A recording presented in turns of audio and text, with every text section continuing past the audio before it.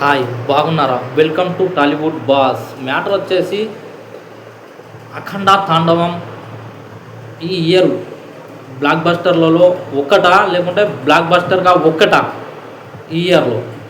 ఎందుకంటే ఈ year ending కాబట్టి నేను మాట్లాడడం జరుగుతుంది. ఇటు మటన్ కొట్టు మస్తాన్ సినిమా ఆడిందా లేకుంటే అఖండ తాండవమే నంబర్ 1గా నిలిచిందా అని ఇటు విమర్శకులు, సినీ విశ్లేషకులు అందరూ చర్చిస్తున్నారు ఈ వాదనపై. ఇటు అఖండ తాండవమా రికార్డులు సృష్టించింది అని మాట్లాడుతున్నారు. వాస్తవానికి మటన్ కొట్టు మస్తాన్ మాత్రం ఫేక్ రికార్డులతోటి రికార్డులు వేసుకోవడం జరిగింది. మనకు తెలిసే అది మటన్ కొట్టు మస్తాన్ సినిమా గురించి. సినిమా మొత్తం వైలెన్స్ ఉంది, మొత్తం రక్తపాతంలా మునిగిపోయింది సినిమా మొత్తం. థియేటర్లో కూడా ఒక రకంగా చూస్తే రొచ్చు అనిపించింది. మన మటన్ కొట్టు మస్తాన్ సినిమా చూసినప్పుడు ఆ సినిమాలో నేను వైలెన్స్ బాగా ఉందని నేను ఫీల్ అయ్యాను. నాకు కూడా రొచ్చులాగా కనబడింది. థియేటర్లో మొత్తం రక్తపాతం అయిపోయింది. థియేటరే రక్తపాతంలో ఉన్నామా, నేను రక్తపాతంలో కూర్చున్నానా అనే ఫీలింగ్ వచ్చింది అక్కడ మటన్ కొట్టు మస్తాన్ సినిమా చూసినప్పుడు మాత్రం.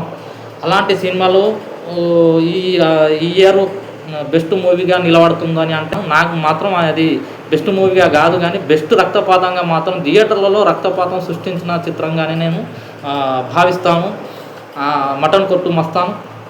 ఎందుకంటే ఇటు అశ్లీలతకు ప్రాధాన్యత లేకుండా మూతులు నాకుముడు, వైలెన్సు, 100 మందిని కొట్టడం లేకుంటే 100 మందిని చంపేయడం, ఒక కత్తి పట్టుకొని మొత్తం రక్తపాతం సృష్టించి మొత్తం థియేటర్ మొత్తం రక్తం లాగా థియేటర్లో మనం కూర్చున్నప్పుడు రక్తంలో కూర్చున్నాం అనే ఫీలింగ్ వచ్చేలాగా ఇలాంటి మూవీస్ను ప్రేక్షకులు ఆదరిస్తున్నారు. అంటే ప్రేక్షకులు ఇక్కడ ఆదరించలే వాస్తవానికి మాత్రం, కానీ ఇక్కడ రివ్యూవర్స్ ఆదరించారని చెప్పాలి.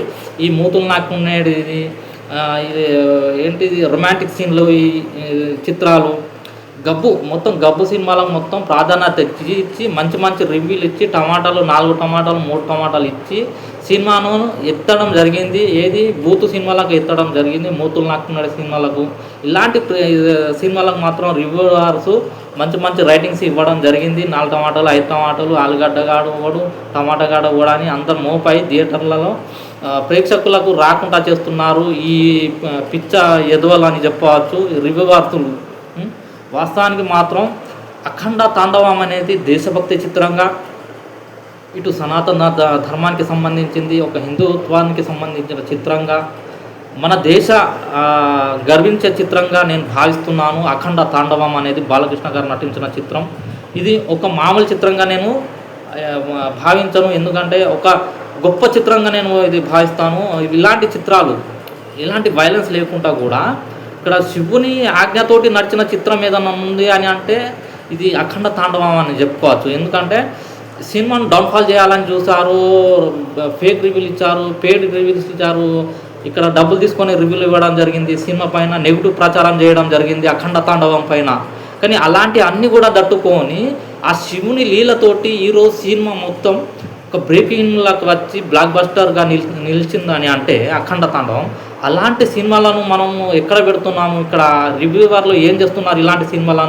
ఇలాంటి వైలెన్స్ ఉన్న సినిమాలను తెచ్చి ప్రజల మీద రుద్దుతున్నారా అనే ఫీలింగ్లో నేను ఉన్నాను. కాబట్టి నాకు నచ్చిన మాత్రం ఈ year best of the best movie అని పెడుతుంటే మాత్రం అఖండ తాండవం అని చెప్తాను నేను. ఈ ఇయర్లోనే బెస్ట్ మూవీ అని ఉంటే మాత్రం అది బాలకృష్ణ గారు నటించిన అఖండ తాండవమే.